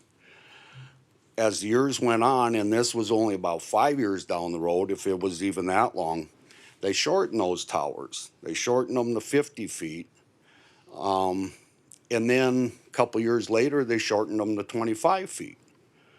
And the reasoning was they found, and these things are from Africa to Denmark. They cover the world. There was no difference in wind speed between 100 feet and 25 feet. So they were making them at 25 feet. Okay, so that went on for a number of years. The company ended up dropping wind totally because it was so inefficient. They kept the solar in, still out there, I still install them, but the wind, they don't even sell anymore. It was the most inefficient part of this whole system. That tells me a ton about what wind is. So I just thought I'd throw that out there. Chairman, could Dustin Stuber, I know he was gonna come up, I just would like to hear from you, because you had put a lot of this together and with the planning, and just explain a little bit of it. Sure. Dustin Stuber. I guess thanks for the opportunity for helping put it together. I think we took it very seriously. At least I did. Yeah. I want to point out that, at least in my mind, everything in here was taken from another example, like Deneen said, another county. So none of this is something we fabricated up. At least in my opinion, we tried very hard not to close any doors. We tried to just make this responsible. I know part of it is you look at these setbacks, and I think the gentleman earlier said, I don't think there's a place that this could even happen in Stark County. I've went through and actually did some mapping and played with it, if you know who you would have to lease, how big your project would have to be, and it's entirely possible. They're just going to have to work hard and make sure they get everyone to participate to make it their scale of project. So, you know, I can answer any questions that you have, but I mean, I'll just stress that I think there's some really important things in here. One of the last ones you brought up, the utility heightage. I mean, that would be definitely something for you guys to look at. Is 50 feet too short to deem it a utility? You know, that's up to you guys. But overall, I think it went well. And if anybody has any questions, Mr. Chairman? Yes. Yeah, maybe you can clarify, if you got willing participants within that setback, that is considered appropriate to address the issue of, let's say, a 2.5 mile setback. Somebody's 2 miles, but they work out an agreement with the company there that they would have no objection through compensation, whatever. Would that address the issue on the 2.5 mile setback? yes, I think that was, that's my understanding how that would work.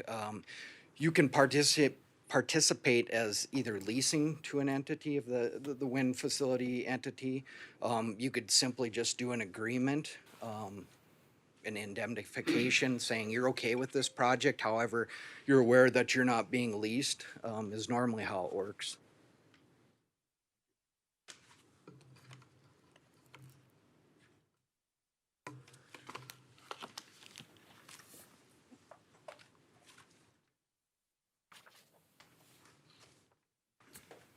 Dean Berwick again, Stark County. Kurt, you were asking if we, you know, talk to anybody in the energy industry, you know, like with the wind turbines. And as a matter of fact, just by going to the meetings, the first 2 meetings that we went to, we learned quite a bit about it from these guys. And when they started using verbiage about, you know, the gearbox and this and that, our turbines don't make any noise and this and that. Well, I caught him at that.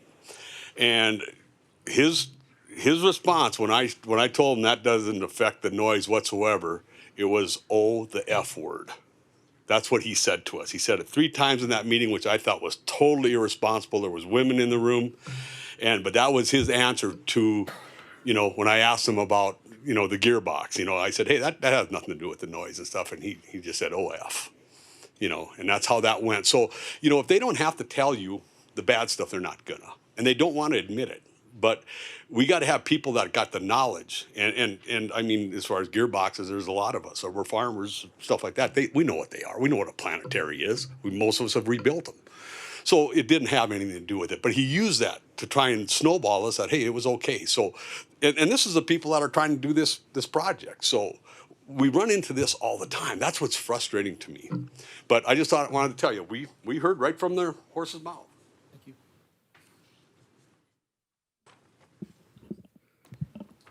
And I do think on page 6, where we were talking about the transmission electromagnetic interference, we could strike or other personal communication systems. And then we could also add that a variance can be assigned if, you know, I don't think we're going to run into a lot of this in our county. But if we do, they can get a variance for it. If you know, that most of this would probably be either at the airport or in town, probably not in the rural county. So we can change that terminology a bit, for sure. Just a thought. Do you think you want to also delete wireless phone? Because, I mean, if a guy driving down the road has a wireless phone, Yeah, it yeah, would be. you're right. Let's go all the way to there. You're right. So Yeah. where's this at, Denise? Bottom of page 5, top of 6. Top of 6, I'm sorry, I said, yeah, top of 6. There's Or other personal communications? see what the,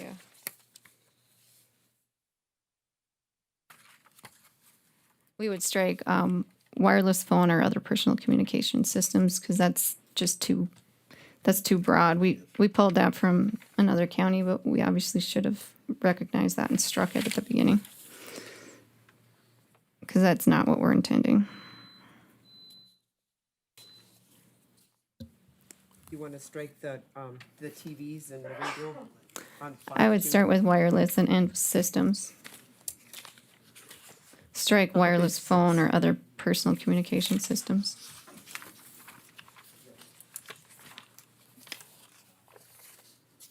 It's right above 9.19.6. On there, but you know, you can take the word "or" off at the bottom of page 5, and then the rest is on page 6.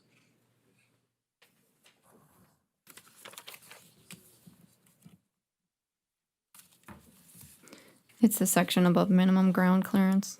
You got it? Okay.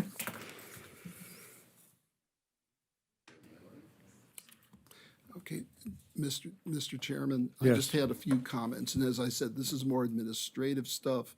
Don't want to stray into the air. I do have a few questions, okay? And I know we talked about, it said there that anyone who applies needs to register with the Secretary of State. So that's not going to apply to somebody like, say, a farmer wanted to put a turbine on their property, to create more electricity for their their functions, or to pump water or whatever, because, it doesn't, I just want to see if that's, according to this, it sounds like anyone who applies, who applies needs to do that. And I'm not certain why they need to, why an applicant needs to. I don't think we have any other applicants for rezonings or conditional uses who are, who are required to do that, as well as the submission of a surety bond. Usually a surety, from what I read online, and it was let's see here, I think it was the legal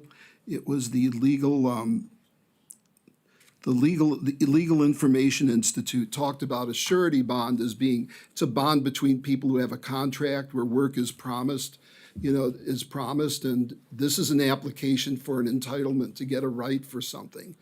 It's, to me, the bonding comes out during the construction phase. If they get an approval, then that's sure going to be a part of the approval. So I was just wondering about that. Again, Steve, I think they wouldn't be considered a wind turbine unless they would be a certain size. So they wouldn't even be exposed to these regulations because they're not qualifying themselves. They're not meeting the definition of a wind turbine. I think that needs to be a little clearer. We could I think define needs that to be a better. little- I think that needs to But be a you're little right, we clearer in don't there want to because- include because farmers right now it looks like, and small units. We definitely need to be more clear on our exceptions, and we can do that. But I feel like what we need to do is define wind turbine a little more. I think, Dustin, did you help with this section? But I think it was, initially we were going to put a nameplate on it, and instead we put a minimum. like a wattage plate. They have and to that be, might make they have to some be sense. tall enough to qualify, basically. Yeah, you're referring to that part in the definitions where we say measuring less than 50 feet in height will be regulated as a utility, which then would jump you under your utility section of your zoning code. So you wouldn't qualify out the door. If you were building a 50-foot turbine, it would be under the utility zoning code. Okay, I just had a few Maybe. more, and I just wanted to go through them, okay? Yeah. Yep. This is this is more of an administrative thing, and I just want to clarify something, that when it comes to the certified letters, the applicants are responsible for paying for those. They do have to pay them, otherwise they don't go forward. You know, we tell them, no, you got to come back for next public hearing, right, as soon as you pay that. My concern isn't, you know, that it's going to cost the applicants money, because that's a part of doing business. Just to let you know, I did something with GIS Workshop, and I was trying to find out within a 5-mile area of where One Energy's proposal is, how many written notices would need to go out. And I came up with a number of, there were 765 parcels. Now, some of those might be owned by the same people, so it cuts down on the mailing. But the way we do things now for this, you know, for our mailing is we address the certified letters ourselves. You know, we pull up a list, we go through, you know, and that way we're able to certify that everybody, you know, everybody within that notice area has been properly noticed of it. Now, you know, you can put it on the applicant, and I think that that's reasonable. The thing is, as staff, we still need to go back and certify that they have sent notice out to each of those property owners within that 5-mile, you know, within that 5-mile area. But just to let you know, they do pay the cost for the mail out. There's no other applicants. The applicants right now, none of them pay the cost of publication. You know, we've changed it, so now if it's continued, they will be responsible for that. But anybody else who comes in for a zoning or conditional use permit or a variance or, you know, or subdivision plat, and we run an ad for that. You know, the county picks up the cost of the newspaper for that. Just wanted to clarify that. There's a paragraph in there that it troubled me for a long time, and I think it just should be removed. It was the one that says, if the Planning and Zoning Commission finds that the applicant for the wind energy facility siting has satisfied all applicable requirements. Right now it says it shall be recommend approval by the commission. It was changed to it may be recommended approval by the commission. I just think that paragraph should come out one way or the other, either language, because this is a conditional use permit. And under a conditional use permit, it isn't just a matter of, I've met all these things, you know, the P&Z should recommend approval, because there's a whole list of other factors in 8.3 that govern, you know, conditional use permits. And that's where you start getting into the issues of compatibility and the ability to actually, that's where they have to really justify that it's not going to harm the, you know, impact the surrounding areas. So it just troubles me to say, if you meet all of this in this section, you know, it could be a recommendation of approval. We don't have that with any other things that require conditional use permits. It's, you know, so I would just delete that, because there are other factors besides just meeting what's in that section. There, it's much broader than that. And I think that was there originally, and we just thought it should be less, we changed shall to may, because like you said, we felt like we should look at more factors than just I think it should just go. the whole thing go, and that's probably. I think it should just What section go. is that? That's in, I think that's in 619, I'd have to look. I think it's in 619-3, yeah. Yeah, there's nothing else, and there's nothing Yeah. else in the zoning ordinance for conditional use that says something like that. But this one was in the original one, Right, right? it was. Was, yeah. And, you know, it's something I just think it should We come agree out with no you. matter- We were no just matter trying to what. make it So- more, So what, here's the other thing too, is it lists prices for fines and penalties and so on. And the issue with that is, you know, I think it'd be better to establish a separate fee schedule for that, because every time, you know, a fee changes, and that's the only thing that changes, you've got to come through and do a zoning code amendment to make it, to make it agree with that. There was a citation in here about the lighting, which is actually, it's in the administrative code. That's a PSC thing, and the PSC enforces that. And that's part of an issue that I was having is, okay, we're going to incorporate state requirements into this, then who does the enforcement? Does that mean that Stark County now starts enforcing things that the PSC would be that the state would be responsible for?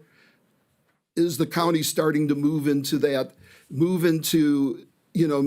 a situation where we're creating a citing ordinance, that's meant to replace what the state's citing ordinance is? And I won't talk too much about that because that may be more of a legal issue, than a administrative issue.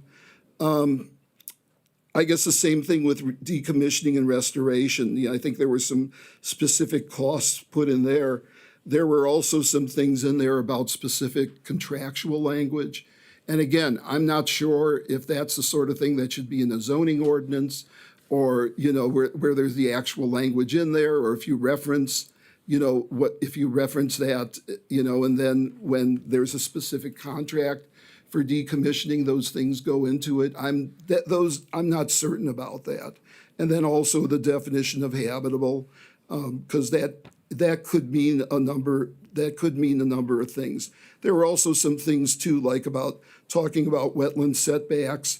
There are a number of these things that the PSC has a number of exclusions, or exclusion areas and avoidance areas that there's, depending upon if it's agriculture, if it's wetlands, if it's pristine areas, and so on. By adopting something like this, is the county starting to move into a state agency's realm? And again, I think that's starting to touch on a legal issue, so I'll just end it at that. But I just wanted to let you know, we do make people pay for notice, for the mail outs. It's just that then we certify, we've got to figure out a way to certify. In this case, it'd be over 700 properties potentially. So those are just some of the administrative concerns that I had. Mr. Chairman? Yes. Question for Steve there. So basically, under your understanding, the PSC should be the sole authority when it comes to setting rules and regulations out there. The county really shouldn't have the ability to put additional enforcements in? No, I don't agree with that. I think I think there needs to be, they need to have local approval for that. I'm just saying that the Public Service Commission's citing stuff is different, different from the county. So when you start, is there an issue where you start putting things in that the Public Service Commission would normally be responsible for making the call on? But we could also make the comment, though, we've got other ordinances and commitments on the county's part for enforcement there. Why wouldn't they be in a position to enforce above and beyond what PSC would dictate you should have out there? Well, again, that's starting to get into legal territory. I will tell you this: whenever it's not in the zoning ordinance, but whenever somebody comes in for a conditional use permit and they need state approval for it, I ask them to show us in writing that they're going to achieve all of those things. I think back to that coal mine west of South Hart, where they got county approval for conditional use permit to do the mine, and then it turned out, I'm not sure if they were state or federal regulations that they were having issues with, but if it was something where there was no way they were ever going to get the permits that they needed from other agencies, in my mind, if somebody came in and said, well, we're not sure we're going to do this, we can achieve this, it would be, my staff recommendation I would have trouble supporting something like that if they can't meet other regulatory agencies' To my knowledge, they had all their permits, and the guy that he left here, unfortunately, Neil, could have addressed that better than I could. But they did have them. It was the financial situation that changed with the Bakken and the cheap natural gas that essentially put them out of business. My understanding was there were some wetland issues out there and they couldn't get their permits for it. That was my understanding. And Mr. Joseph That's what I based my comment on. And that's what when Ms. Kuntz said the big black hole, that's where we missed the boat right there, without ordinances and without guidelines, because who monitors that now? I have no issue with that thing in there about the biannual report. I don't have an issue with that. What I would say is, there are some conditional uses where you put that in as a conditions, and others, say you got somebody out in the country on a farmstead who wants to run a kennel, do we have them come in?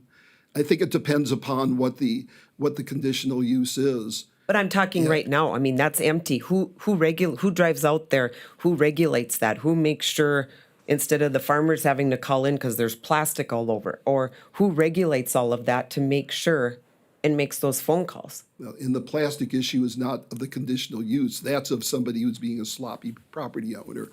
So when we get those calls and we respond, and tell them, clean this up, and if they don't, then it goes to the state's attorney for them to follow up on it. But what I mean, who's monitoring that now so it doesn't have to be on the citizen? Because the mess that is left there because it didn't go through. Who does the monitoring for that? Who follows through for that?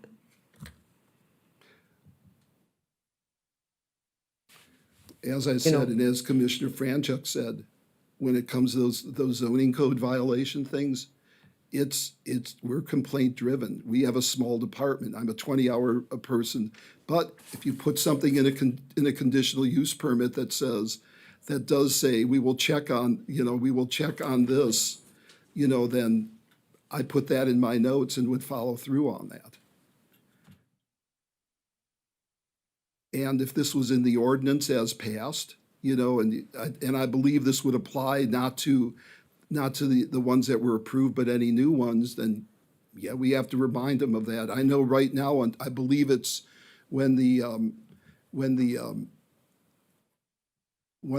was the medical marijuana place that was approved in the city of Dickinson. I think they had an annual report, that they have to give in front of the Planning and Zoning Commission, and they do contact them and have somebody give a report to them on an annual basis.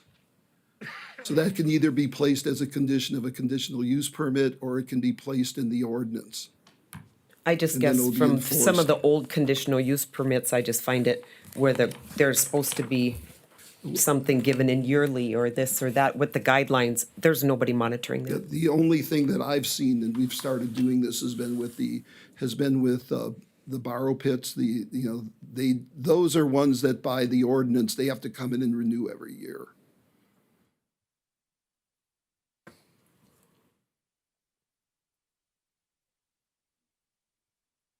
Any other comments or questions? I think we look to make some. Mr. Chair, I would ask for some advice from our legal representation over here. Fairly quiet. She did indicate early on that she was gonna wait till towards the end. I'm sorry I didn't turn my microphone on. I just looked up and it was black, but hopefully you could all hear me. So I would, before we go to the next step, I would ask for Amanda's thoughts and concerns. Thank you. I have looked at the proposed zoning ordinance, and I completely understand the reasoning behind quite a bit of it. The one potential issue that I see, and I'm not able to confirm or deny, is the setbacks. And I understand that the planning and zoning, or the subcommittee took a lot of information from other counties within North Dakota and used that as their parameters, but in the different planning and ordinance planning and zoning ordinances that I've looked at, I haven't seen all of these put together. And so my real legal worry is that if these setbacks combined essentially make Stark County completely off limits to any wind energy, because then at that point you're looking at, I think there's a argument that could be made that we've now essentially put in a moratorium without actually putting in a moratorium, and then you get into all sorts of issues like government takings. So what I really wanted to see, and I think Mr. Stuber had said that he did some mapping, was to see a map of Stark County with these setbacks and how it would affect the land usage. And I'm gonna pick on Mr. Berwick a little bit, because I thought he made a really good comment earlier. He said, we're not saying don't put it up where it's responsible. And so I think Stark County needs to look at that and make sure that these setbacks are responsible in the fact that it still gives both the planning, zoning, and the county commission some room to maneuver, as opposed to just boxing out energy completely. So that's my big concern with all of the setbacks combined. And like I said, I haven't been able to see a map on how, lay it over the Stark County property and how all of these would, combined would affect Stark County, and that's something I need to see before I can make a real affirmative legal decision on whether this would withstand legal scrutiny. Mr. Chairman, Yes. I think Mr. Stuber made a comment, though, that on these setbacks, they are actually negotiable. If a company wants to do lesser setbacks, they've got the ability to go in there and come to an agreement with the landowner affected. Now, wouldn't that narrow up the setback in a roundabout way? I guess I think there would have to be some large amendments then in the way this is written, because a lot of this has shall, which means in legal terms, you must do it. So I do see on like the wind energy facility perimeter, it talks about, the affected parties being able to agree, but there's other things in here that aren't gonna have any input by any affected, landowners, like the public road and above ground communication and some of those other ones that, like I said, every single one of them individually might not be an issue, but all of them combined might be an issue for Stark County when you start looking at all of them as a whole. So that's like I said, my main concern. I'd like to see a map of how these would affect Stark County's overall. And like we said, to Ms. Ingolstead, we looked at all counties, and these weren't as harsh as other counties. We made sure we worked with it and did with the setbacks and variances and everything to where they're in place already in other counties. And I think that's a good point, but the demographics or the topography of other counties isn't going to look like Stark County. So those setbacks that might be appropriate for Dunn or Billings or Mercer might not be appropriate for Stark, because we have essentially just different land, the way things are laid out. So, But we have a bigger population, so that's why, we've got to make sure that Yep, I agree, and that's why, like I said, I don't feel like I can give a solid legal opinion on whether this would survive legal scrutiny without being able to see exactly how these setbacks are going to affect the land usage of Stark County. If it essentially boxes out wind energy completely in Stark County, I think you're gonna have a real legal issue. But if we have so many But structures I don't, already I heard someone here, say it doesn't box it out, and I don't necessarily disagree with you. I just don't have I don't have a map or anything that I've been able to point to say, yeah, I think that this is not gonna be an issue. That's it. Is there some kind of percentage that's gonna sway you one way or the other as to what's the acceptable percentage of towers that can go up or an area? To me, I'm if they don't meet the 5 mile, they don't meet the 5 mile. If it's not negotiable in your mind, well, then it's not. But it seems to me like you're, because it works in Dunn County, it can't work in Stark County. Why? Because of population? No, I'm not saying that at all. I'm just saying that I haven't. When we started talking about the wind turbines, we talked about moratoriums. They did a lot of legal research on that. The Supreme Court and the laws, they really have a harsh view on a government entity coming in and just not allowing any sort of development for a set period of time. So the only thing I'm concerned about is if the setbacks essentially make Stark County to the point where there's absolutely no possibility for wind energy to be constructed, if then we're looking at being accused of putting in a moratorium without actually putting in a moratorium and then getting into all these other legal issues. I'm just trying to do my due diligence to make sure that we don't run into any legal issues down the road. That's why I'd like to see the map. That's it. Yeah. But the way I was interpreting that, I guess there was a percentage that then that would be acceptable. This ordinance It tells them, the wind energy facilities, to work harder with everybody, not just the people that are interested, people that want to get paid, the others. That's what this is about. And what I want to say is, you're worried about legal repercussions, but the last time Stark County dealt with wind energy, you sure left yourself open to a lot of legal issues because nobody did their due diligence. Nobody did the research. So I'm just saying, you're going from one extreme to the next. I agree with you, Autumn, and I wasn't here at that time, and so I'm trying to cover my bases. And I get that everyone has really strong feelings about this. My job is to look at it from the legal perspective, and that's what I'm trying to do. I'm trying to make sure that everyone is covered legally so that Stark County can have the ordinances in place that best protect their citizens without getting sued and having to go through a huge lawsuit that's going to set us back. That's all I'm trying to do. Mr. Chairman, is there a way we can possibly clean up the language or give the state's attorney an opportunity to go through this? I have asked for some mapping. Do that, and on the same token, maybe we can word some of the language to get the end result the same, but word it so it stands up a little better, because there could be some potential litigation on a deal like this. It would be nice if we had a stronger shoe to stand on. We want I to get it just right want the this, I first mean, time. we worked hard and we worked fast. We were told we wouldn't get this done for 6 months. You know, and I mean, we worked hard and made sure that there was a lot of facts involved in everything. And the fact you want to look at mapping and stuff is great, but I just think that the sooner the better. It's at the very top of my list. Obviously, this is priority number one for me, and I do appreciate how much work you guys have put into it. I think that you've really done a nice job. But it's my job, too, then to bring up anything that I see and try to protect the county legally, and that's what I'm trying to do as well, so. And I think you've heard our intent today, and maybe what we'll ask you to do then is to maybe make some of the definitions more clear.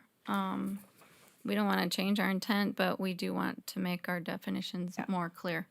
And I don't know who pays for this mapping or what agency does this, but that may or may not be something. Shauna Davenport, Emergency Services. As most of you know, I am in control of the 911 coordinator position, so we do have a lot of the GIS mapping within my department. So I just propose that we will, I'm not certain that at this time we have everything she needs, but we'll work with her to try and get her the data to input so that we can try and figure this out with her. Sounds good. Okay. And we might not be the most, we might not have a lot of land left.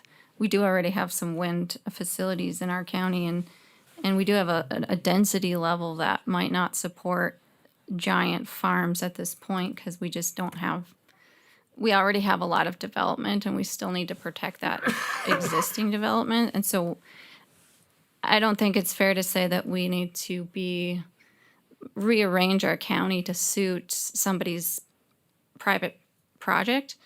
Because I also don't think that's what any of these ordinances on the entire zoning is intended to do. It's not to handpick for a specific industry.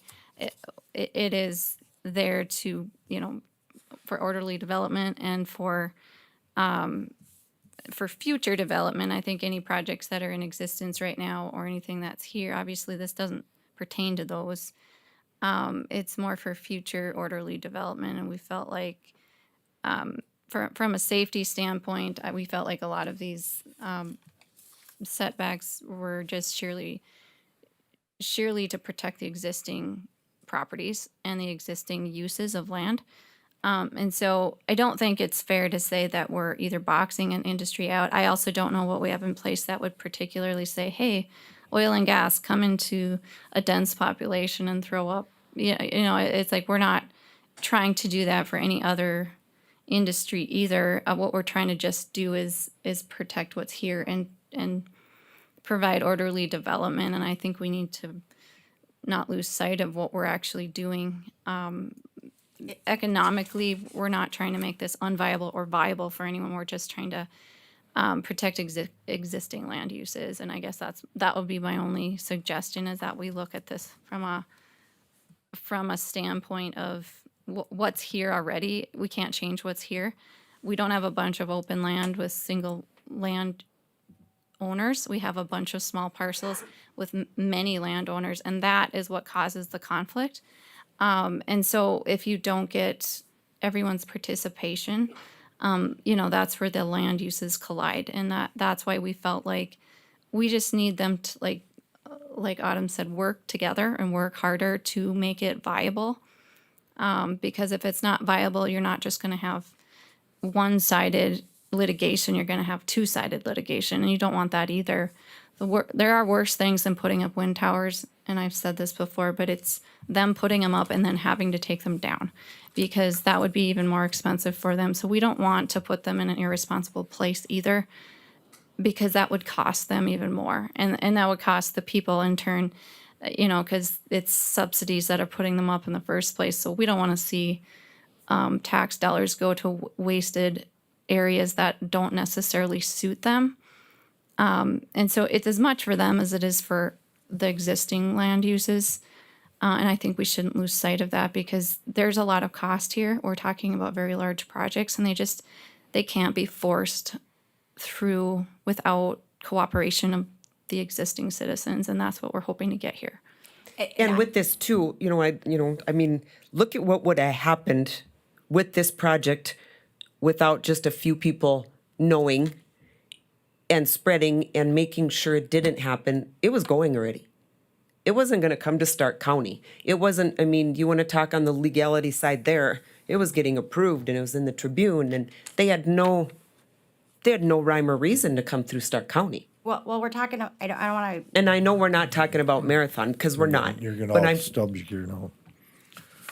I'm just talking about in general. And the statute, the North Dakota Century Code gives the counties very large discretion in their planning and zoning, and I think we have to keep that in mind. And you guys do have a lot of discretion in how you word or apply or just adopt these ordinances. My job is just to make sure that I think you're doing it as legal as possible. And I have, when I got this, I did reach out to some people. I've been trying to get that mapping. So I am working on it, and I want to make sure that we get it right the first time. We definitely don't want to be back here, time after time trying to amend ordinances either, so. Any other comment? I think with that said, this should be tabled then, so we can work out the legalities of it and change some of the things we discussed here. I'd like to know the timeline of that table, please. I'd like to see 2 months. 2 months. What's wrong with 30 days? 30 days is a very Well, good we should- timeline. We go by our meetings though too. I don't know if they hit exactly 30 days, but Well, then we can go to the end of January. I think is our next meeting Our fairly next meeting, heavily, It's January the 27th, but just to we clarify have quite a too, few items already on that one. Yes, and one of them is, and I don't think we that want to. turbine I don't think we project. want to mix. We don't want to mix that project with this one, because they're separate issues, and they're not. We're not specifically targeting existing applications. We're targeting future ones. That application there has no impact on what we do here today No. anyway. So I don't know why we can't have a brief discussion at that particular hearing. I agree. And it wouldn't take that long to do it. We're just gonna look at our changes. Give her, the state's attorney an opportunity to possibly clean the language up And pass with the it. same intent and just pass it. That'd take us 5 minutes.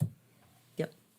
We're 3 months, I don't want to work 3 months, 2.5 months to get this done, and then all of a sudden go 2 to 3 months just to get it approved. Okay, so just my understanding is this will just be scheduled. The public hearing was held today, you got the input that you needed, so we don't need to notice for another public hearing Okay. for the 27th.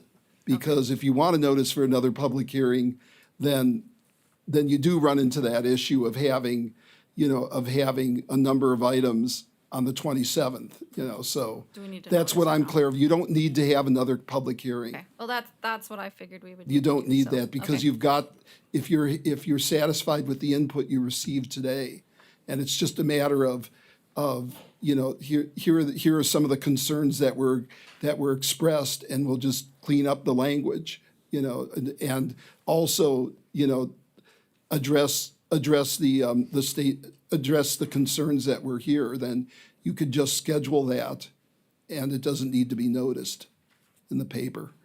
And as It'll long just as be- that is. It'll just be on the agenda. Just as long as there's not any major changes and that it is, we just address what was spoken here. And if there are major changes, then I would recommend a public hearing, you know, but